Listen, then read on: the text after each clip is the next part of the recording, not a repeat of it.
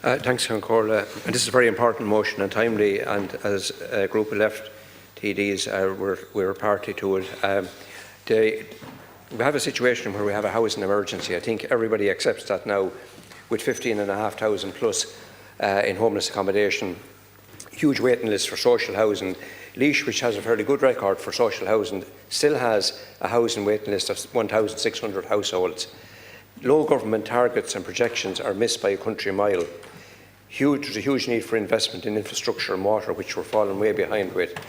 Those who are above the income limit for social housing can't get an affordable house or buy a house or get a cost rental. And this is really important.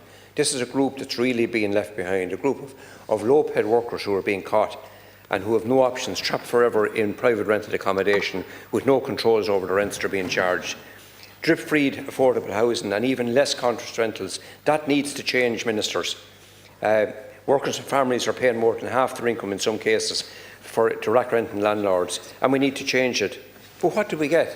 What did you do last week? The government will force through measures now through this House that will drive already skyrocketing high prices up into the air. Government has shown, they've shown no regard for struggling renters, or else you seem to miss the point here. New apartments will not be covered by the 2% rent cap, and it's supposed to bring prices down. I mean, are you kidding? A landlord with 3 or less homes can continue to charge what they like, and continue with no-fault evictions. Where a tenancy ends voluntary due to a tenant buying a house, moving into a social house, or going to another rented home, the landlord can charge what's called the market rent, i.e. they can follow the already galloping rents that are there. And what are students to do? Students seem to be forgotten. They're going to come back, Minister, in September. You know, what are they facing to come in September and September after? The prices that are being charged are astronomical, and we really need to do that. We need to do something for students.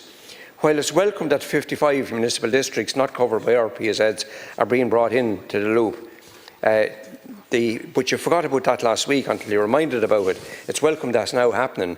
But even the existing RPSEDs, rent pressure zones, landlords have found ways about it. All you do is take any town in the county.